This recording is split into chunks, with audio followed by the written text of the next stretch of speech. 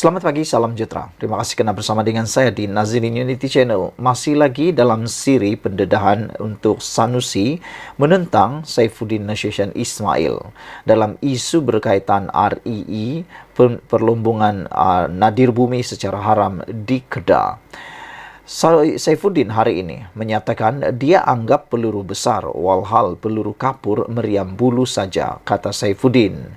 Alusta Menteri Dalam Negeri Datuk Seri Saifuddin Nasution Ismail menjelaskan lawatannya ke Langkawi Jumaat lalu adalah atas urusan rasmi bagi mendengar taklimat daripada agensi keselamatan.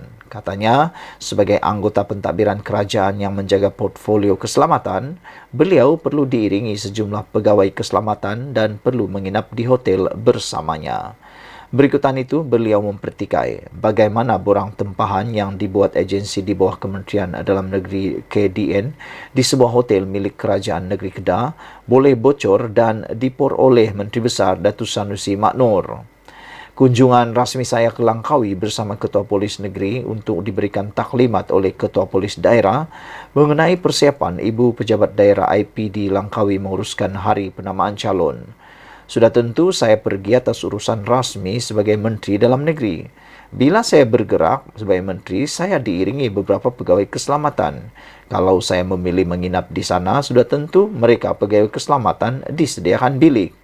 Kebetulan hotel yang saya pergi milik Kerajaan Negeri Kedah. Jadi borang tempahan bilik saya bocor. Kita maklum pada hotel apabila saya dan Ketua Polis Negeri menginap di situ, ia bukan berkaitan Saifuddin sahaja. Kerana saya adalah anggota pentadbiran yang memegang portfolio keselamatan, katanya pada sidang media di Pejabat PKR Kedah hari ini. Saifuddin berkata, tidak timbul isu beliau menyalahguna agensi kerajaan untuk berkempen pada pilihan rakyat negeri seperti yang didakwa Muhammad Sanusi semalam. Katanya, beliau turut kesal dengan tindakan memuat naik dokumen tempahan yang dibuat Kementerian Dalam Negeri di laman sosial Muhammad Sanusi sehingga menimbulkan pelbagai reaksi. Kalau hotel dengan mudah membocorkan borang tempahan, tak bagus untuk perniagaan hotel itu. Masa depan nanti jika ada orang menteri besar tak setuju atau tak suka, pihak hotel akan terus bagi dokumen begitu saja. Itu menunjukkan betapa lemahnya isu tata kelola. Bukan sahaja Menteri Besar, tapi termasuk anak syarikat kerajaan negeri yang ada hotel tak faham etika, kata beliau lagi. Kerana itu, Menteri Besar terus letak dokumen di Facebook dia dan anggap ini peluru besar, walhal peluru kapur, meriam bulu, kata beliau. Tindakan meletakkan dokumen itu dianggap mungkin dirasakan oleh admin Facebook Sanusi, dirasakan mungkin boleh menyerang Saifuddin Nasution, tetapi sebaliknya Saifuddin Nasution berjaya menggunakan isu itu untuk menembak semula hotel, pengurusan hotel dan juga Sanusi. Apa yang digunakan oleh Sanusi akhirnya menjadi peluru kembali semula kepada beliau. Pertama, bagaimana hotel itu boleh membocorkan maklumat, dan ini pasti akan menimbulkan kerugian kepada hotel itu sendiri. Tak terfikirkah oleh Sanusi bahawa hotel tersebut kini dalam masalah yang besar kerana tindakan membocorkan maklumat pelanggan adalah menyalahi undang-undang dan ia pasti boleh menyebabkan kalau nak disaman, boleh disaman. Jadi adakah Sanusi terfikir itu? Yang seterusnya ialah itu menunjukkan juga kelemahan tata kelola Sanusi, kata Saifuddin lagi.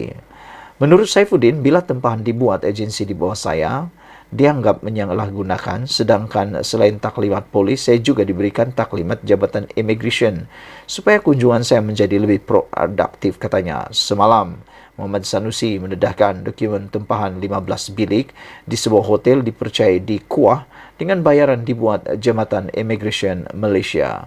Sekian dulu untuk kali ini. Jangan lupa tinggalkan komen anda, tekan butang subscribe. Kita jumpa lagi. Bye-bye. Selamat pagi, salam sejahtera. Terima kasih kerana bersama dengan saya di Nazirin Unity Channel. Ini satu pendedahan yang paling menarik sekali untuk anda dapatkan pagi ini. Dipetik daripada BH Online, Azmin antara pemimpin paling dibenci penyokong Pakatan Harapan. Itu persoalan yang ditimbulkan dalam siri pendedahan di berita harian online. Apa pendapat anda sekalian dengan siri pendedahan ini? Adakah benar anda juga setuju bahawa Azmin Ali ialah antara pemimpin paling dibenci penyokong PH? Dan adakah anda boleh senaraikan sebab mengapa penyokong PH membenci Azmin Ali ini? Salah satu sebab yang ditulis oleh netizen dalam ruangan komen ialah mereka kata kerana tindakan Azmin Ali menjadi sekongkol di dalam langkah Sheraton dan menyertai pula Parti Bersatu meninggalkan Parti Pakatan Harapan ataupun Parti Keadilan Rakyat yang mana telah mengangkat beliau menjadi orang yang sangat hebat pada waktu dahulu. Dan oleh kerana mereka kata itu, dia lupa daratan. Dan tak tahulah apa sebab dia pindah sebenarnya. Pilihan Raya Negeri PRN Selangor disifatkan peluang terakhir kepada bekas ahli Parlimen Gombak, Datuk Seri Mohamed Azmin Ali untuk membuktikan keupayaannya sama ada masih relevan atau sebaliknya dalam arena politik Malaysia. Bekas Naib Ketua Pemuda UMNO Sahrir Hamdan bagaimanapun beranggapan Azmin yang juga bekas Menteri Perdagangan Antarabangsa dan Industri masih mempunyai pengaruh tersendiri di Selangor sekaligus membuka peluang untuknya terus berpolitik di negeri berkenan. Sahri menganggap ini adalah peluang terakhir buat Azmin walaupun beliau hanya pernah kalah sekali iaitu pada pilihan raya yang lalu, tetapi saya tidak rasa kerja beliau akan bertahan dalam dunia politik, kata beliau. Sekiranya beliau kalah sekali lagi, kali ini dalam PRN, dua perkara akan berlaku. Pertama, politik negara akan meninggalkannya atau dalam bersatu sendiri beliau mungkin tercicir berbanding beberapa pemimpin yang lain. Katanya pada program Podcast Keluar Sekejap dikendalikan bersama bekas Ketua Pemuda UMNO Khairi Jamaluddin. Sahrin berkata Azmin ketika ini dianggap pemimpin paling dibenci oleh penyokong PH yang dikaitkan dengan penyebab kepada langkah Sheraton pada tahun 2020. Kalau tanya penyokong PH, figura paling tak disukai adalah Azmin. Ramai pemerhati menganggap Azmin dah habis atau kalah. Tapi Azmin ini ada sesuatu pengaruh di Selangor yang tidak ada di negeri lain, kata beliau. Kalau dia pergi ke Kuala Lumpur atau Johor, tak nampak bayang pengaruh itu.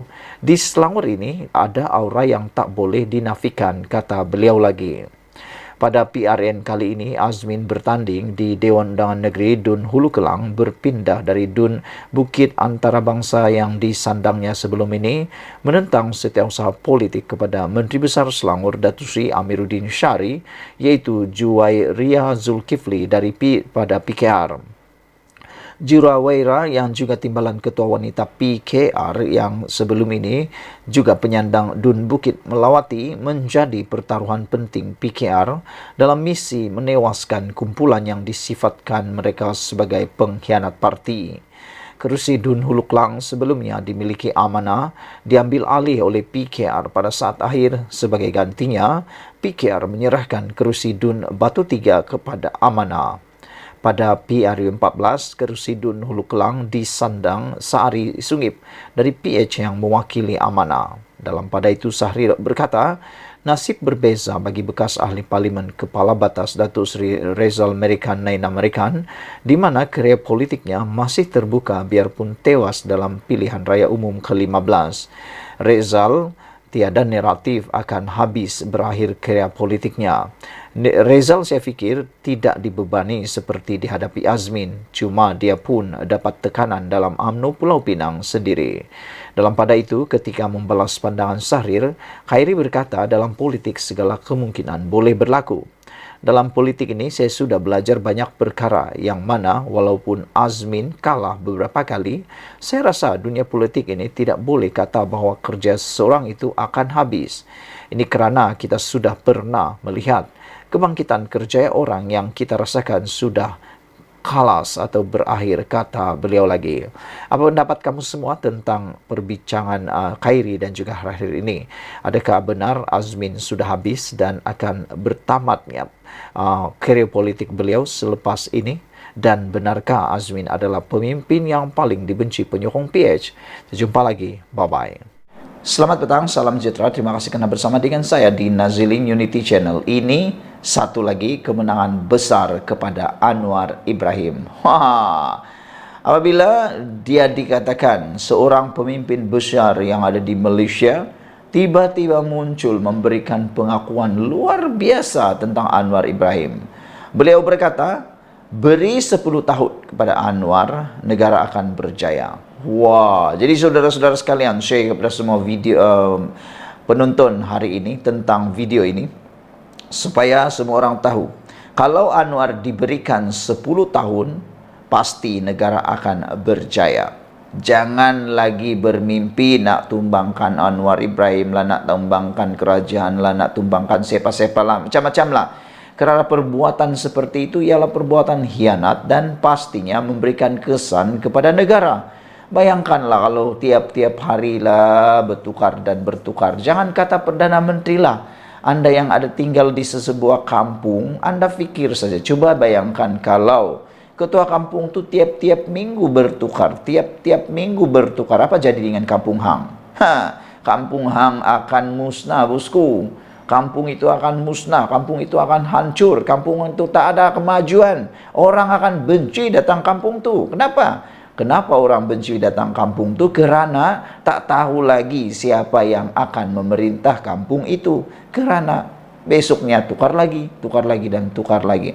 Jadi dengan saranan daripada Johari Ghani ini, saya sangat setuju apabila jom kita beri peluang kepada Anwar Ibrahim, beri dia peluang 10 tahun untuk memerintah negara ini, maka kita akan lihat Malaysia akan dipacu ke arah kemajuan, Malaysia akan menggelongsor ke arah yang paling tinggi, lebih tinggi sesuai dengan pengumuman ekonomi madani yang telah diumumkan oleh Anwar Ibrahim. Salah satunya ialah ingin menjadikan Malaysia sebagai penguasa ekonomi terbesar di dunia, antara yang terbesar di dunia. Kata Johari Ghani, rakyat diberikan keyakinan bahawa jika kerajaan perpaduan pimpinan Datuk Seri Anwar Ibrahim ini diberikan masa 10 tahun sahaja, nescaya rakyat akan melihat sebuah negara yang dibanggakan.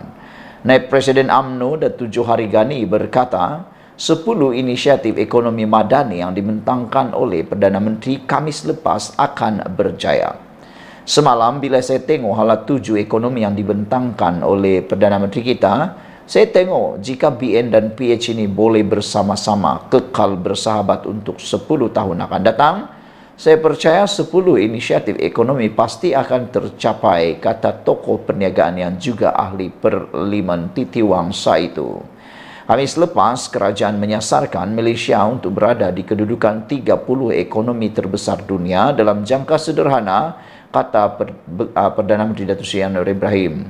Perdana Menteri berkata ia antara 7 sasaran utama dalam pensyukuran semula ekonomi negara melalui ekonomi madani yang mahu dicapai sebelum tempoh 10 tahun. Beliau yakin Malaysia mampu mencapai sasaran besar itu dengan meneladani negara yang pernah berdepan kejatuhan namun tangkas dan bangkit semula ke hadapan. Bagi Johari, sesebuah negara akan mencapai kejayaan melalui hala 7 dan perancangan yang baik, dan ia akan pasti tercapai jika politik negara itu stabil. Politik yang stabil akan berlaku jika ia berada di tangan pemimpin yang meletakkan kepentingan negara dan rakyat lebih utama dari kepentingan politik. Katanya, sikap ini sangat berbeza dengan pemimpin Perikatan Nasional apabila mereka menolak untuk bersama-sama membentuk kerajaan perpaduan. Kita lihat, sebuah negeri di utara tanah air, rakyatnya terpaksa keluar dari negeri itu untuk mencari pekerjaan. Mereka ini dah diberi peluang untuk mentadbir di sebuah negeri itu lebih 30 tahun dah. Tetapi apa yang berlaku kepada negeri itu? Mereka kata kerajaan mereka berbeza daripada kerajaan pusat. Mereka dizalimi oleh pusat. Saya tanya mereka, Selangor dah berapa penggal sebelum ini berbeza dengan pusat? Tetapi Selangor menjadi negara ekonomi paling kuat. Katanya menjawab alasan pemimpin PAS bahawa Kelantan miskin kerana dianaktirikan kerajaan pusat. Yang ini best.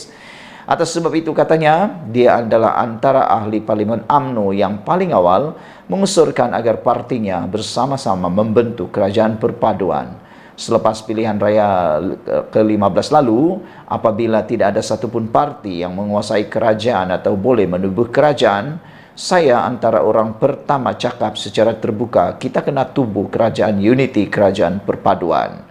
Orang tanya saya kenapa, saya cakap jika kita tangguh penubuhan kerajaan ini, ia akan berikan kesan yang tidak baik kepada negara.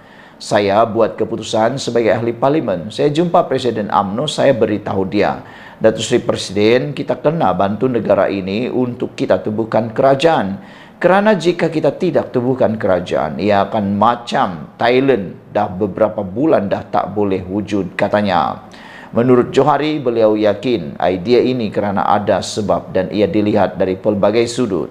Salah satu sebabnya, jika kita dapat wujudkan kerajaan sama dengan Pakatan Harapan PH, kita akan wujudkan kerajaan yang stabil di negara ini, kata beliau. Bagi Datuk Johari, pemimpin PH ini berbeza kerana mereka lebih mementingkan negara dari politik. Katanya pada 2008 BN dan UMNO kalah di Selangor. Begitu juga pada 2013-2018 yang berbanding sebelum ini, BN yang menguasai Selangor selama lebih 50 tahun. Sebelum ini kita bangunkan Selangor. Selepas 2018, 2013, 2018 saya tengok Pakatan Harapan ini boleh sambung pembangunan itu dengan baik. Sebab itu hari ini negeri yang boleh dibangunkan dengan begitu sempurna adalah Selangor. GDP terbesar di Selangor, reserve di Semenanjung, Selangor paling banyak sekali. Jika kita tidak tahu mentadbir, kita tidak akan ada statistik yang saya sebutkan itu. Kata Johari memuji kemampuan PH untuk mentadbir negeri dan negara.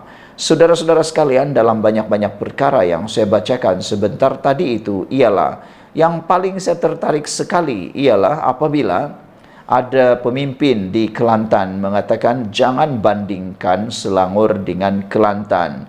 Tetapi sebenarnya jawapan kepada perkara tersebut adalah Selangor dah berapa penggal sebelum ini berbeza dengan kerajaan pusat.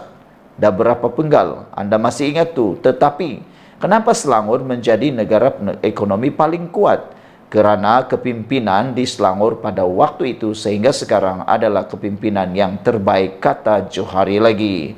Beliau mengatakan bahawa jika mereka dizalimi dan dianaktirikan oleh kerajaan pusat, maka itu hanya alasan semata-mata. Beliau berkata ada sebabnya dia adalah antara parlimen UMNO yang paling awal mengesyorkan agar partinya bersama-sama membentuk kerajaan perpaduan. Sekian dulu untuk kali ini. Jangan lupa tinggalkan komen Anda, tekan butang subscribe. Kita jumpa lagi. Bye-bye. Selamat petang, salam sejahtera. Terima kasih kerana bersama dengan saya di Nazilin Unity Channel. Tak sampai 24 jam penamaan calon, papan iklan Anwar ditoreh dan dikoyak. Sungguh tega mereka melakukannya, sungguh tak bermaruah mereka melakukannya, dan amat tidak berfikiran waras mereka melakukannya. Pada pendapat saya sebagai penganalisis politik bebas, saya ingin mengatakan bahawa sesiapapun tidak berhak mengoyakkan sesiapapun punya iklan atau papan spanduk.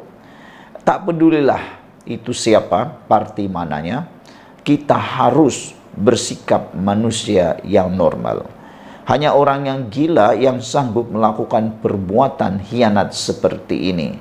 Pada pendapat saya, orang yang melakukan seperti ini adalah orang yang punya akhlak senteng, yang boleh kata dah gila. Bukan saja kepada spanduk Anwar Ibrahim yang dikoyakkan, tetapi sesiapa spanduk punya spanduk pun tidak boleh dikhianati. Sesiapapun penyokong itu tidak boleh menghalalkan niat cara melakukan hal tersebut. Tidak sampai 24 jam selepas penamaan calon semalam, papan iklan memaparkan gambar Perdana Menteri Datuk Seri Anwar Ibrahim yang dipasang di tepi jalan, rosak dikerjakan individu tidak bertanggungjawab. Harapan Daily mendapati papan iklan yang diletakkan di Jalan Bukit Mewah Kajang, Selangor itu telah ditoreh sebelum dikoyakkan. Papan iklan tersebut didapati telah dikoyakkan pada jam 8.30 pagi tadi. Tidak dapat dipastikan ini angkara siapa dan tujuan individu itu merosakkan bahan kempen tersebut. Namun ia jelas dilakukan individu yang tidak menyokong Anwar. Pada pendapat saya tahu ini angkara siapa. Nak tahu siapa? Ini angkara monyet. Kita boleh katakan orang yang bertindak tidak bermoral seperti ini, yang sanggup mengoyakkan tanda atau papan tanda sesiapapun yang mengikuti kempen, sesiapapun yang dikoyakkan itu, yang mengoyakkan itu ialah monyet. Orang manusia yang normal tidak mungkin akan sanggup melakukannya. Pertama, dia berasa malu pada diri sendiri kerana tiada keyakinan untuk menyokong beliau diri sendiri. Kedua, tindakan seperti itu hanya monyet yang lakukan kerana monyet tak ada akal, tak ada fikiran. Kalau manusia, mustahil dia akan melakukannya kerana masih mempunyai akal kewarasan. Selain daripada itu, kenapa monyet yang melakukannya? Kerana monyet sahaja yang mempunyai kuku yang tajam. Jadi tak tahulah itu angkara siapa, tapi yang pastinya itu angkara bukan manusia yang waras. Budaya samsing serta provokasi ini jelas perbuatan yang tidak matang. Perkara seumpama ini bukanlah pertama kali berlaku. Pengundi maupun penyokong tidak sepatutnya melakukan tindakan tidak bertamadun hanya kerana tidak menyokong seseorang pemimpin. Jangan sampai ada yang menggelarkan parti lawan sebagai parti pengecut dan takut pada poster.